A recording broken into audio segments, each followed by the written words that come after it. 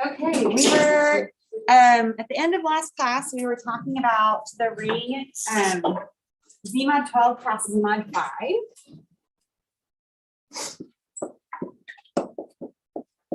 So let's go over. I'm sorry, I'm gonna have to keep this thing plugged in because I'm like 7%, and so I hope it doesn't die. But anyway, so we're gonna have to trip over the cord all day here, but that's okay. So I had Brittany, Brandon, and Julie. We're gonna help talk about how many elements are in the ring, and then talk about the additive identity element, or the additive identity element, and does it have a multiplicative identity element? What would that be? So y'all want to come up and talk about that? Next up is Calissa and Amanda.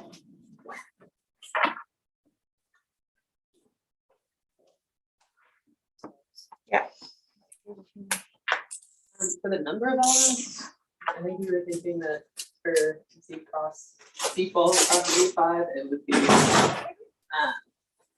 just 60 elements, because you've got like each of the elements plus each combination for every other one. So just help them find. Good. So the notation for saying the size of a set is you put the bars on either side. So you do the vertical bars on either side of ZMod 12 plus ZMod 5.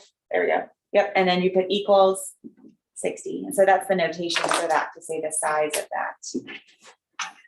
Does that make sense? Okay.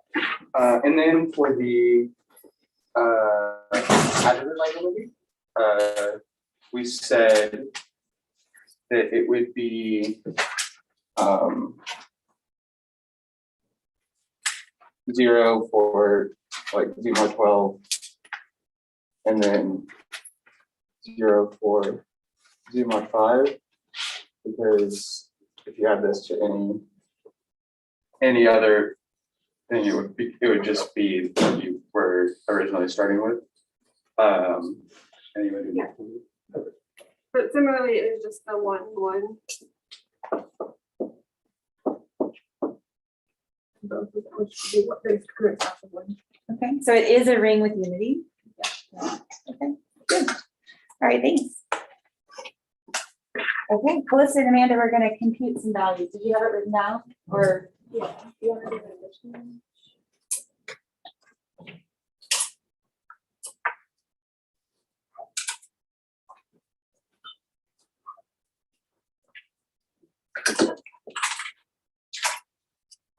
You want me to leave this up here? I don't care, whatever you want to do.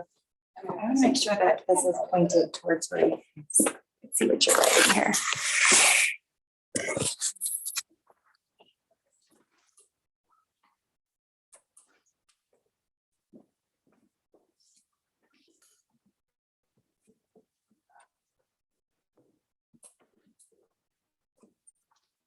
Okay.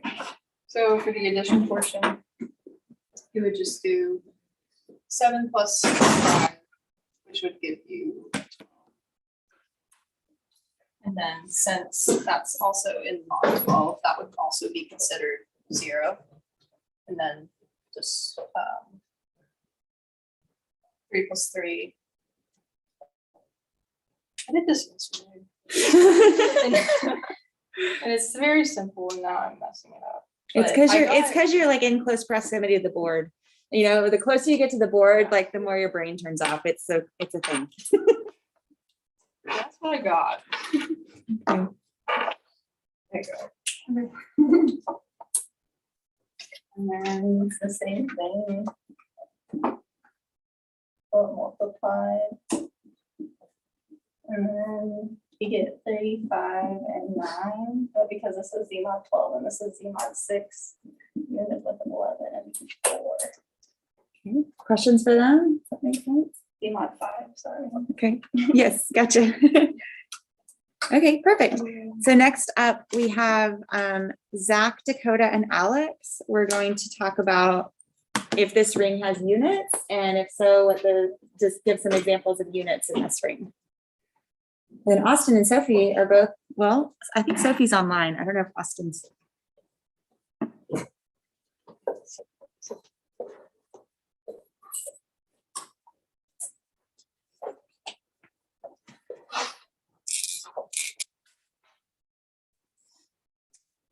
So for units. You want me to raise? Yeah, sure. Go for Yeah. it.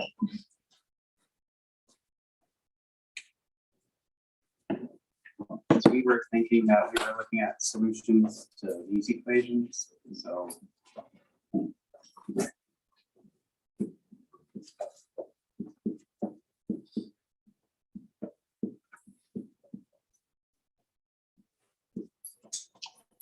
So we multiply two elements together and our crest S, and we get the identity element and 12 and 5.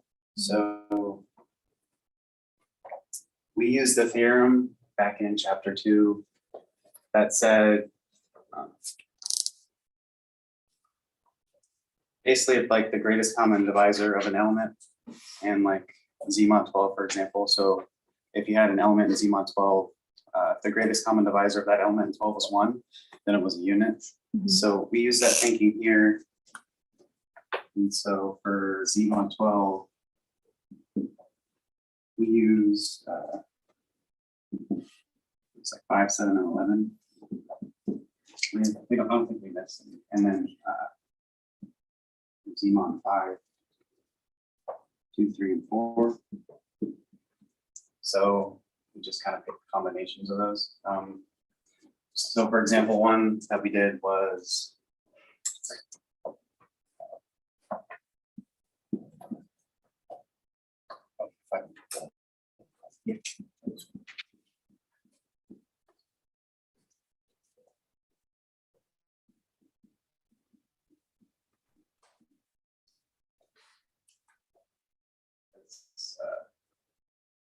Five and 5 would be 25, which would be 1 in the Z12, and then 2 and 3 would be 6, which would be 1 in Z5. Cool. So one other thing about units, do consider that 1 is a unit as well. So in your Z mod 12 and Z mod 5, so 1 is also a unit. So that could be a possible entry in your. So did you have, so you gave a couple of examples of units. Did you have a feel for like what units would look like in general in this ring, or? Does it always have to be a unit, comma, another unit, or like a unit in Z mod 12, comma, another unit in Z mod 5, or could it look different from that, or maybe you hadn't thought that? I think it's kind of just the way we thought of it. We didn't think of it another way. Wasn't thinking in general. Okay. Yeah. Cool. Okay, great. Thank you so much. Okay, Austin, Sophie is online, so you can maybe ask her for help as you, but Austin and Sophie, we're gonna do, yeah, Sophie's here. So if you want to talk to her, she can unmute herself, but we're going to talk about zero divisors, or if there are zero divisors in this ring. Is there a general way to look at units? Are we gonna? Well, I'm going to leave that as a question for a minute. We have Z12 and Z5. The start.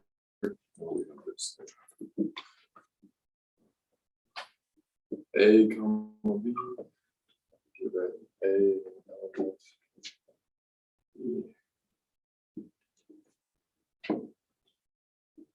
Z.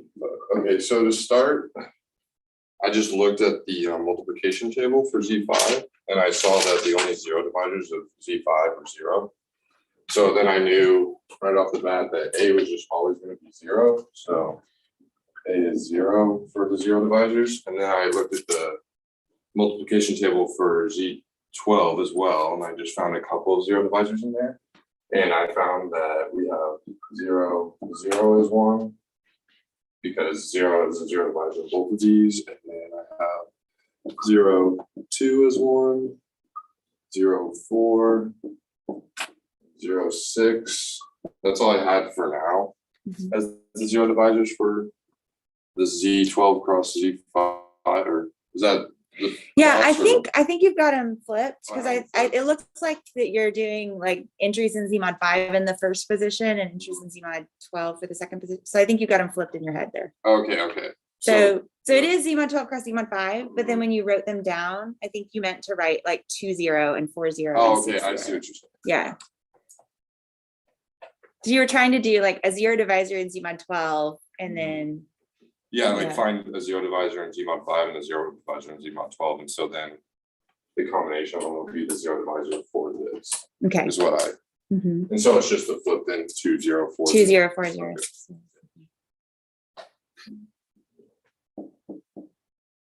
Six. Okay, so those are all examples of zero divisors. Okay. And one Yeah. little technical thing is that we typically don't consider 0 to be a zero divisor. Yeah, that's what I was thinking, because I was like, so then technically there's none if that's not a zero divisor. 'cause it's Right, non-zero. yes, good. So in ZMod 5, yeah, and so that was one of the things that your group was talking about, is that ZMod 5 has no zero divisors. In fact, ZMod 5 is a field, right? And so you were kind of thinking, well, I think when you were thinking about the units, you were thinking unit, comma, unit. So you were thinking zero divisor, comma, zero divisor, right? But realizing that the element 4, comma, 0 is not 0. That's a non-zero element in Z12 cross Z5. And that way of thinking was also helpful on your homework, right? So, yeah, So would these technically be zero divisors then, or not, since there's not a Z5? they are zero divisors because they're not they're not the Yeah. zero element in ZMod 12 cross ZMod 5. But this one isn't, since this one is both. So that one is not a zero divisor, yeah, because that one actually is 0. Mhm. Yeah. Good. Okay, and then I kind of erased part of my board, so I don't remember who's next. Yeah, so there was one solving this equation, 3x plus something. Was that y'all? Okay, do you have it? Yeah, who was with you? I don't remember. Whoever sat there. Yeah. Okay. So you're on your own, William. I'll try my best. You'll be fine. I was kind of relying on. because I just haven't did this, but- Mm. Okay, so So write the equation up there, because I half erased it on my picture here. It's 3.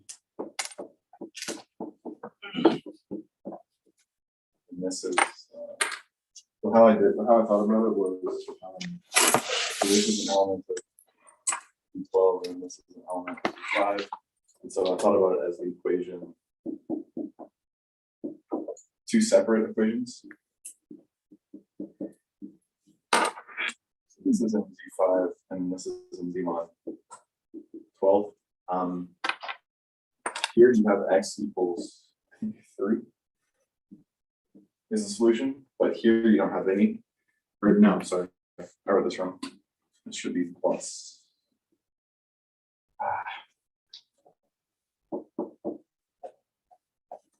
Oh, man. I think, yeah, x plus something. I don't remember what it.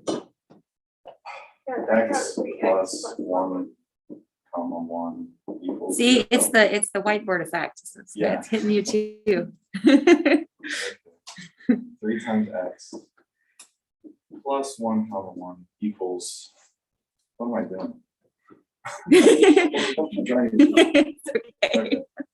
1 equals 0. 0, yeah. Mhm. And then over here.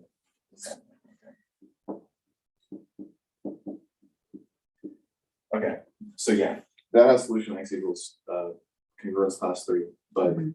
here, I don't think you have any. I just sort of ran through it in my head, just sort of with like some scratch work. And I didn't think I had any. And one reason that might be is because 3 is, well, the GCD of 12 and 3 is 3. Mhm. And so 3 is a zero divisor, which means that it's not a unit. So, I mean, if you think about multiples of 3, I don't think it'll ever be 1 off a multiple of 12. Mhm. So I don't think there are any solutions. Well, that was kind of a boring example. I should have picked a different one. I don't know, right? Yeah, no, I think so. So, I mean, if you think of that in ZMod 12, 3x plus 1 equals 0, you could move that 1 over to the other side, and it would be 3x equals -1. right? Which would be congruent to 11 in Z mod 12. So you need a multiple of 3 to be congruent to 11, Right? right? Which wouldn't be possible. Okay. So, good. So, yeah, good. So did you notice the way that he broke that into pieces and thought about it in terms of the rings separately? So that way of thinking is a nice tool. Okay, and then the last one was trying to find a subring. Yes, Peyton's online. You can pick his brain online. okay, I need to. You got any ideas? So I Oh, actually you kind of forgot to like put a lot of thought into this until like just like the past couple minutes. But so like obviously you could have like Z mod 12, or let me find it again. You have like Z mod 12 and Z mod 5, it's gonna be a subring of itself. But then I was also just thinking, like, could you maybe try doing like Z mod 4 cross Z mod 3 or just something like that, just anything less. But then I don't know if the same 0 that was in like the original ring would be in that. Hmm. Yeah, that's kind of what I was thinking too, so. Yeah. I thought of Z mod 4 and Z mod 3 actually too. Does that work? So what do you mean by that? Z mod 4 and Z mod 3, like Z mod 4 Cross cross Z mod 3. Z mod 3. Okay, and so, yeah, go ahead. Because the zeros would be the same as Z mod 12. Mhm. I think that's what I was thinking. Yeah, or we could couldn't we just do a set Okay, of. yeah, you could make a This one set, would but you work. need to make sure it like hits, so you definitely have to have 0, 0 in there. Yeah. Right. Mhm.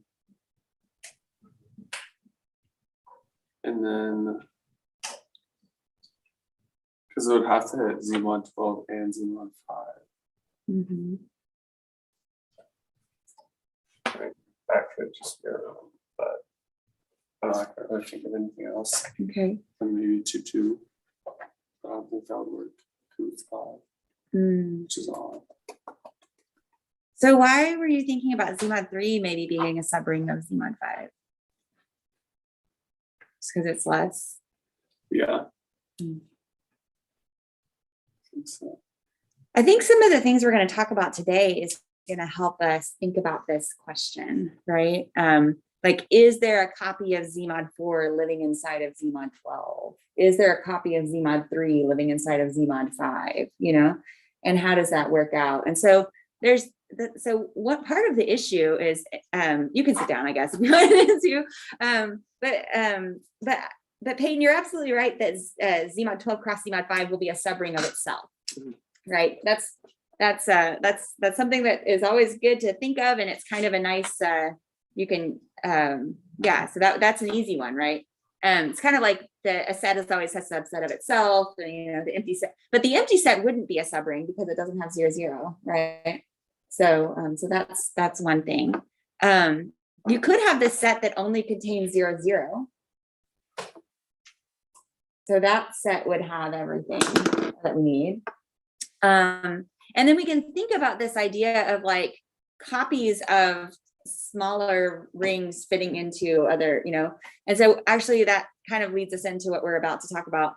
But another thing to think about is,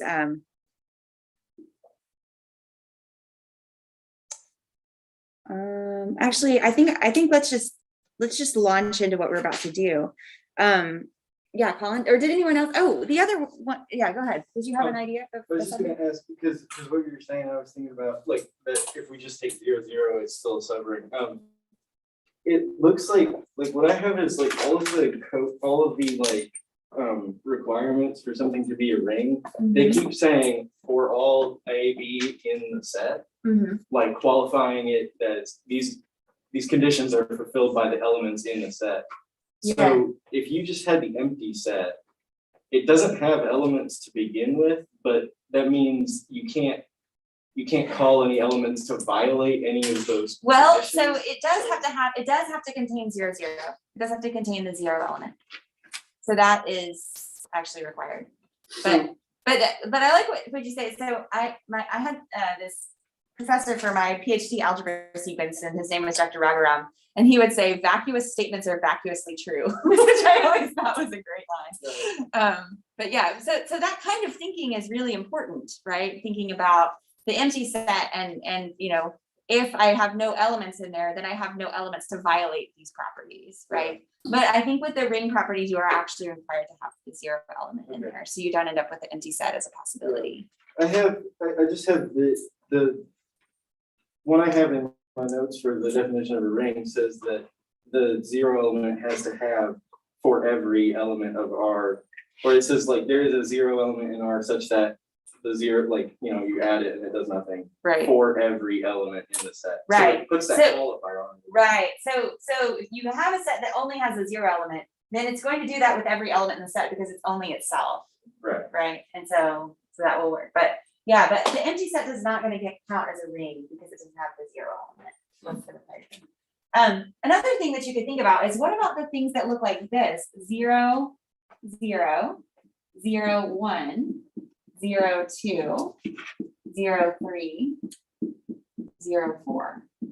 Would that be a subring? So it has 0 in the first slot. And then in the second slot, the elements is mod 5. So this would end up being a subring, right? And this is a copy of Z mod 5 that's sitting inside of Z mod 12 plus Z mod 5. So it's a subset of Z12 plus Z5, and it's going to satisfy all those properties. And it will satisfy all the properties in the first coordinate because it's just 0, right? And it will satisfy all the properties in the second component because it's just a copy of Z mod 5 there. Right? So this is, and you can do the same thing, put elements of Z mod 12 in the first slot, comma 0, and that would make another subring. You Right? have to have all the elements, or could you go for just like 8 or something? Well, so that's a good question. And that's what we're about to kind of talk about is like other rings living inside of these rings that are like maybe partial. Yeah. So I guess the reason that Z4 cross Z3 doesn't work is because we use that at the different growth classes, and the different growth classes don't equal the same in. Yeah, so one issue with this one is, okay, so this part is actually gonna end up working out because 4 is a divisor of Yeah. 12, right?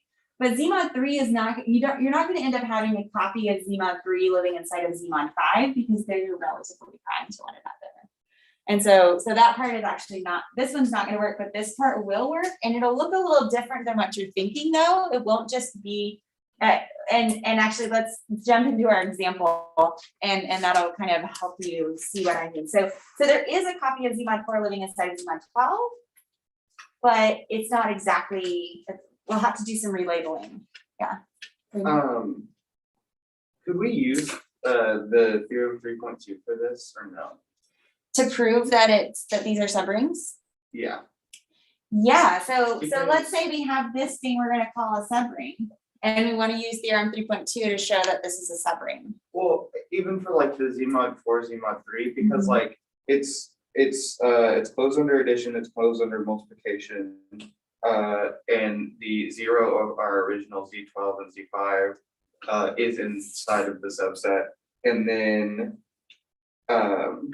the only thing we would have to do is show that there's a solution for A plus X is equal to 0, 0, and Z12, Z5, which Yeah. we can do, which there is a solution. Right, so where it's gonna break down is that the algebraic structure is not the same. Okay. So for instance, this has, so it has to do with like the order of elements and how we add and subtract and multiply and divide inside the ring.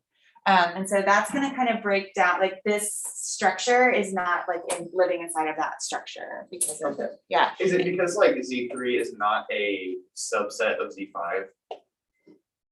Or, I guess it would be. Because but- the addition and the way that things are defined are different, like the addition is different. And it really has to do with that, with that 3 and 5 are relatively prime to one another.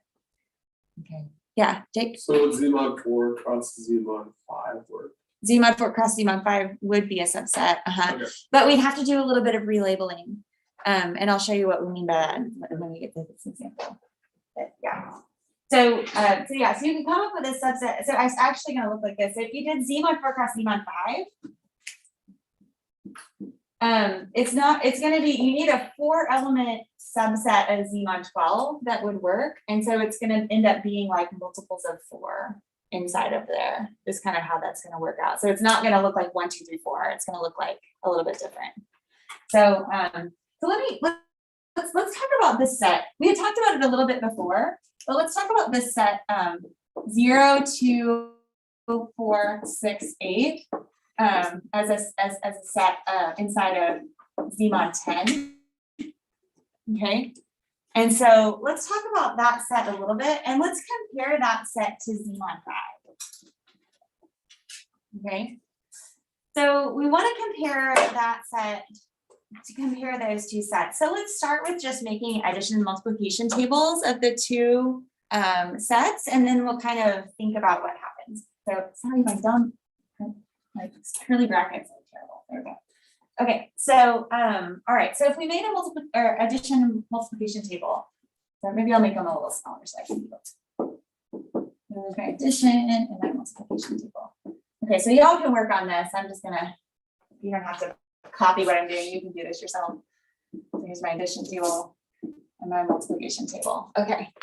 So, and the textbook was using some notation, which I guess I'll just copy that notation because it does show up on one of your homework columns. And so I want you to kind of see, they were using a little bar over the top of, I can't remember which one, just to differentiate between like 2 here is different from 2 over here. You know what I'm saying? So, so they use a little, let's see what their notation was. I think they use the bar on top of.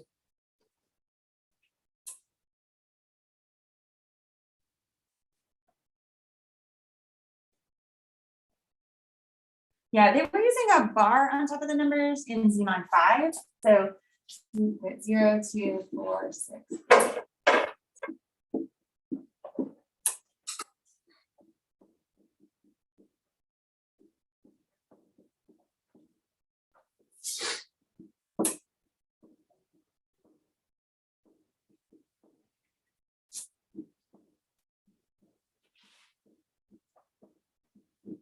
You know, they could have used a prime or they could have used something else, but anyhow, they chose to use a bar over it. So I was just going to use that same notation. They're just using that notation to differentiate between elements over here and elements over there is all, because they all look like numbers.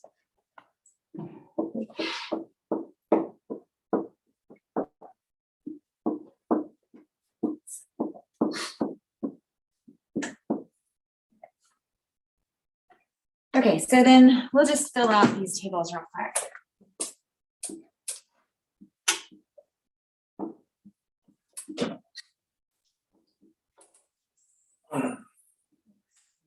We're in Z mod 10, so that makes it kind of nice. 4 times 2 is 8. 2 times 6 is 12. 8 times 2. 6 times 2 is 12. 8 times 2 is 10.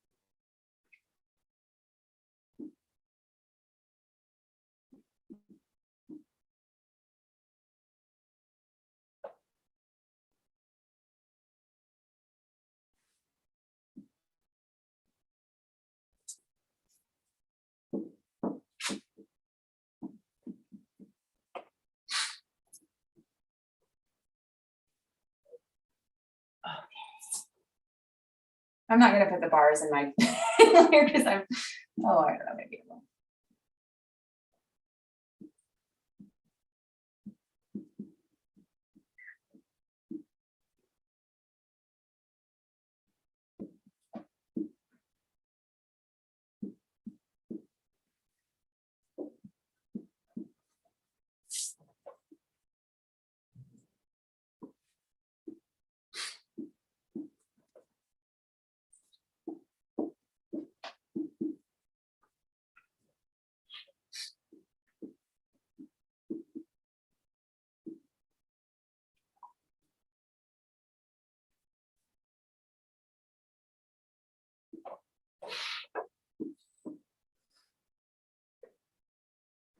I will. Which is 4, 3 times 4 is 12.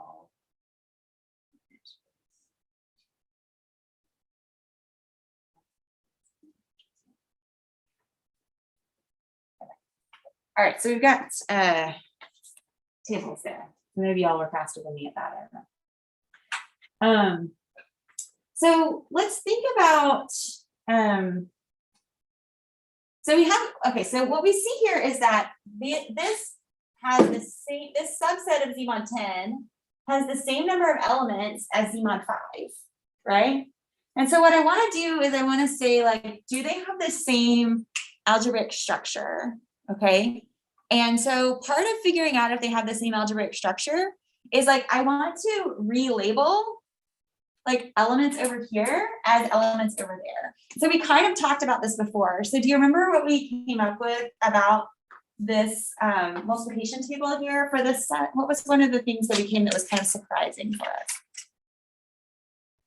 What was our unit in this set, in this thing? 6, right? 6 was our unit. So 6 was our unit. So that was like our 1 element, right? And so, so to see if this is going to work out, what I would need to do is relabel. And so I could relabel. I should have made more space in this, but maybe I can use a different color and that will help. So what I could relabel here is, instead of the 1, I could relabel that as 6, right over here, as 6. And now 0 is going to have to be 0. So then you have a lot of options there. But would it work if I relabeled that 1 as 6? So what, so then let's fill out the multiplication table. Does it work? So this would be, so if I, so the 6 times 6 would be 12, which is 2 in Zmod 10. So would 2 end up being like the 1 here? Let's see here.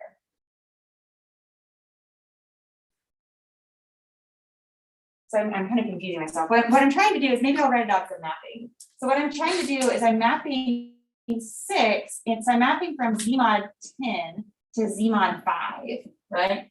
And I'm going to send the element 6 to 1 in Zmod 5, right? Maybe that's, I think the book does it with this whole relabeling thing, but I don't know, maybe that's too confusing. But maybe we'll just have all the multiplication tables here and try to write it out looking like I'm mapping. So if 6 goes to 1, and then we also need 0 to go to 0. So let's start there. So let's say 0 here needs to go to 0 here. And a little bit of bar over it, just so we kind of are familiar with that. And then we want 6 here to map to 1 over here.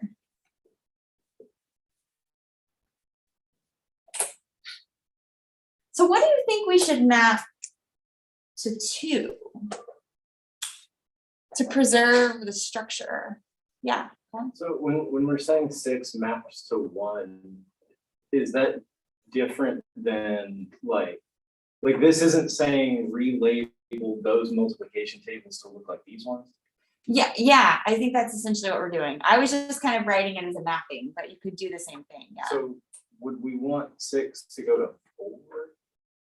Or wait? Yeah, so we've got to change, we may have to adjust this table and change the columns up, right? So, so maybe would it help to do this? If we did 0 and then 6 there. Right, so we're kind of having to shift the rows and columns in our table here to make this work. Right, so if I start filling this out, I'm gonna have, well, I need 6 times 6 to be,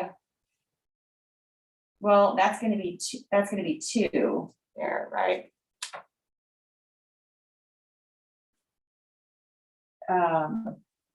No, 6 times 6 is 6, okay. What am I doing? 6 times 6 is 6 and Z mod 10. 6, I was adding. So in my addition table, if I change the order, so 0 and I put 6 there, then I'll get, this is 6. And then if I do 6 plus 6, I get 2. Right? So Austin? When we do the multiplication table, would it be in Z5 then? Because if it's 6 times 6 is 36. Yeah, we're reordering the table. We're still in Z mod 10 over here. So we're still inside of Z mod 10. But I was just starting to think about this table. So if we want to preserve the structure, then when I add 6 plus 6, I should get 2, right? So what should 2 map to over here? Well, think about where it's sitting in the addition table.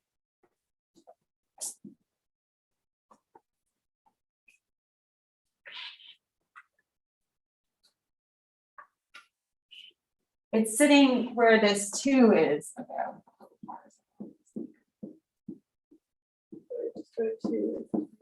So if I could send 2 to 2 over here, then that would preserve the additive structure of the subring.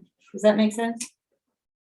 Okay, so I'm gonna stop there and see if you can kind of figure out where the other elements need to go.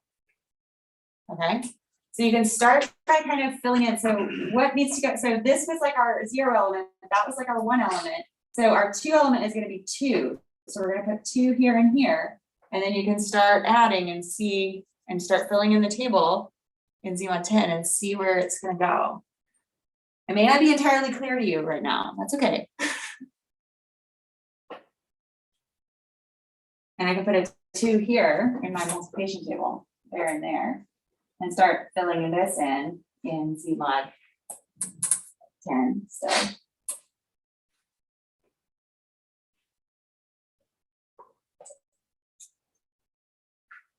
6 times 2 is 12, which is 2.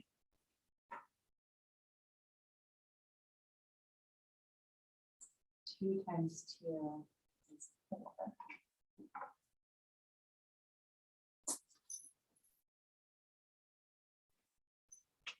6 plus 2.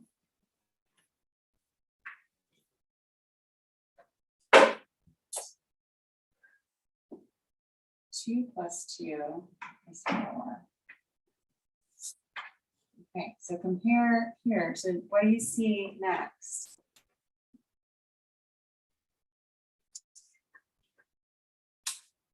We're comparing these addition and multiplication tables to those over there.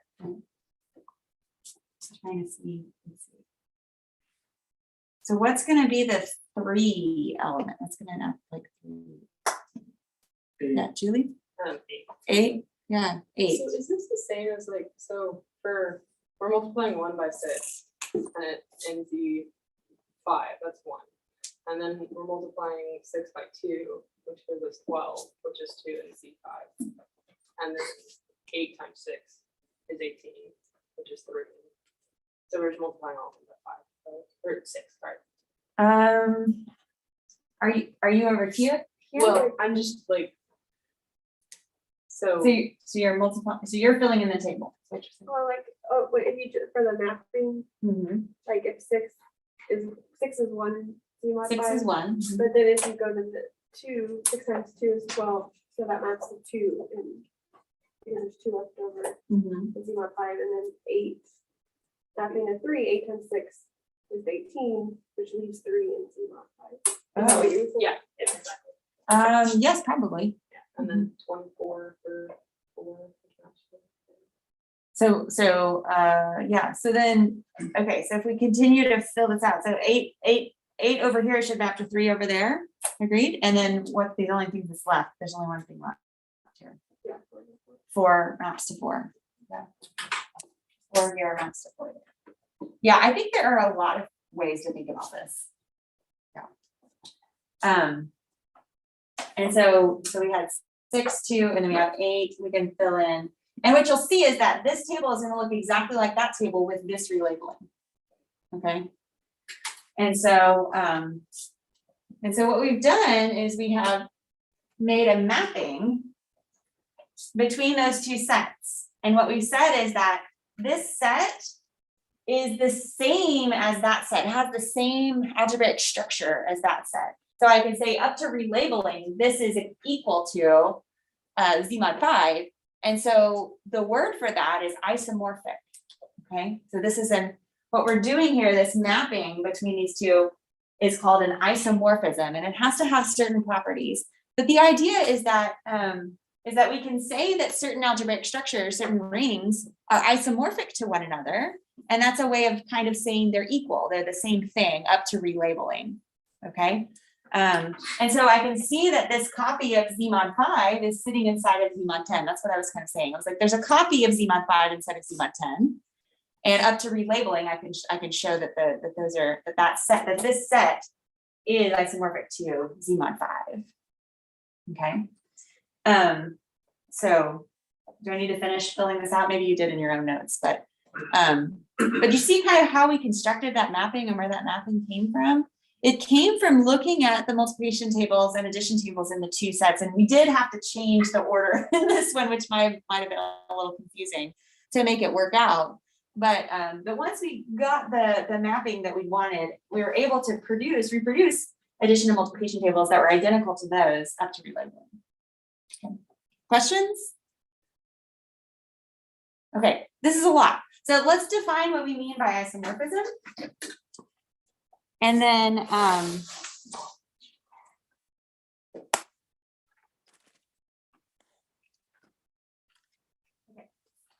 let me define this. So let's just say in kind of a, okay, how are you all doing online? Do you have any questions, Peyton or Sophie? I think I'm good so far. Think you're good so far? Okay, so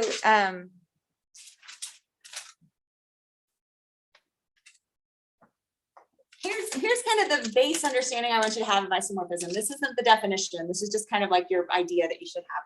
So isomorphic rings are rings that have the same algebraic structure. Okay.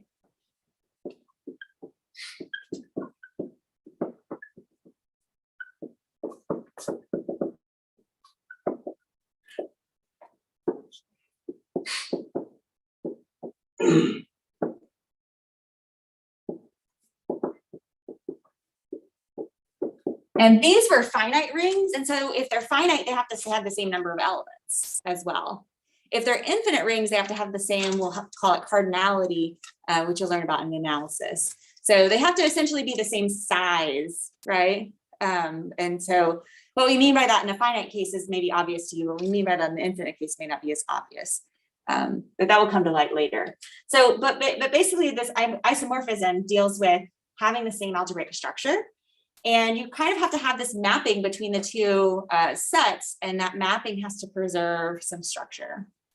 Okay, and so what do we need to happen? Well, like in our addition tables, so if we're in the ring R, and we have this addition table, and we're in the ring S over here, and we have this addition table. If we have like A plus B equals C, right, in our addition table, we need that F of A plus F of B equals F of C if we have this mapping between them. So B maps to F of B by some function, C maps to F of C, and A maps to F of A. So it has to work out that that if we have F of A plus B, so if we add things over here in this ring, it needs to work out that they add up to the same thing in this ring. Does that make sense? That needs to equal F of A plus F of B. And this principle is what we were using to construct these addition and multiplication tables here. So we were starting with thinking about, okay, I want this mapping to preserve addition, and I want the mapping also to preserve multiplication. Yeah. And the operation has to be the same for every single element. Mhm. Yeah, the function, yes, so the mapping, yeah, and so here, our mapping, we just wrote out in numbers, but Julie had a way to write it in general. At least she had the idea of a way to write it in general. And so, yeah, so we just kind of wrote it out like a table, but you could define that mapping using the idea that Julie had for how to write that in general. Okay. We also wanted to preserve multiplicative structure, so we need f of a times b to be f of a times f of b. And one thing to notice here is that this is multiplication in R, and this is multiplication in S. Okay, so this is multiplication in R, and this is multiplication in S. And we know that those might be different things. Yeah, Colin? You mentioned, and they pointed out that we can multiply by 6 to get it. It looks like we can also, like, it looks like it's also just taking like what it's congruent to z mod 5. So like 6 would be congruent to 1 mod 5, 8 would be congruent to 3 mod 5, and then 2 and 4 are in z mod 5, so they just stay. Is there anything to that, or is that just it happens to work here? Yeah, no, no, there is something to that. Yeah, so I think that those, so what you described is a way to do the mapping from z mod 10 to z mod 5, and what Judy described is a way to do the mapping from z mod 5 to z mod 10. So they're kind of inverse mappings of one another. Okay, very good. All right, so let's do another one, okay? So you kind of get the feel for this, and so I'm gonna give you another one and let you try to come up with the addition and multiplication tables and think about the labeling and how that would work out, okay? And so here are the two rings that I want you to try to show, or try to play around with and see, are these two rings isomorphic to one another? And so I want you to make addition and multiplication tables for both and try to see if you can figure out what a mapping might be, okay? So we're gonna look at z mod 6 and z mod 2 cross z mod 3. So z mod 6, you're familiar with. Z mod 2 cross Z mod 3, how many elements are in Z mod 2 cross Z mod 3? 6 elements, just like y'all were saying, you would do 2 times 3, and that would be the number of elements in there. So they have the same number of elements, so it's possible that they could be isomorphic to one another. But what we need to do is we need to find a mapping that preserves that algebraic structure, okay? And so, so I'm going to turn you loose to start making addition and multiplication tables for those two rings, and then try to think about what a mapping might be.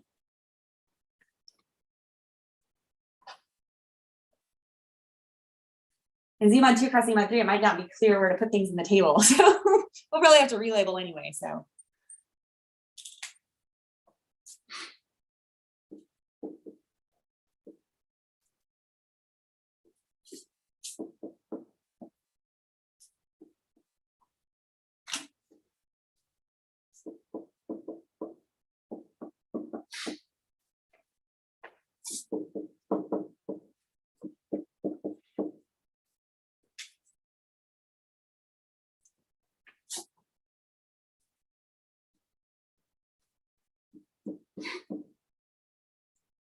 Yeah, so again, like I said, the ordering here, we're probably all gonna do a different ordering on these because it might not be clear like what ordering is gonna make sense. So I'll just kind of pick an ordering and go with it.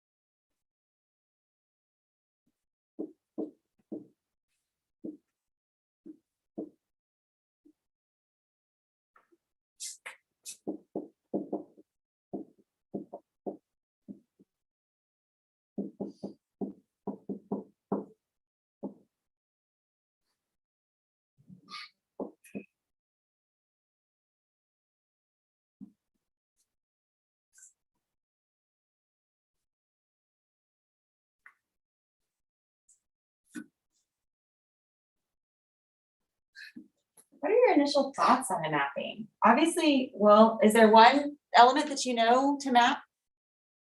To what, another element? What's the one that's kind of the one we all should be doing? 0 to 0. 0 to 0, yeah, so definitely I want to map 0 to 0, 0. So we're going from Z mod 6 to Z mod 2.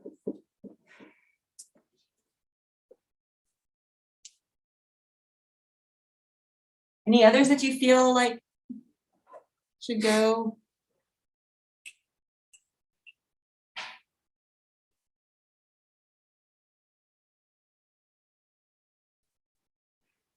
Okay, well, you can think.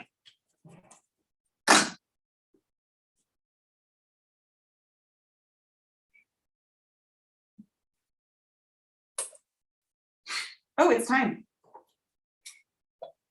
I didn't realize it's time. Okay, so we'll pick up on this next time.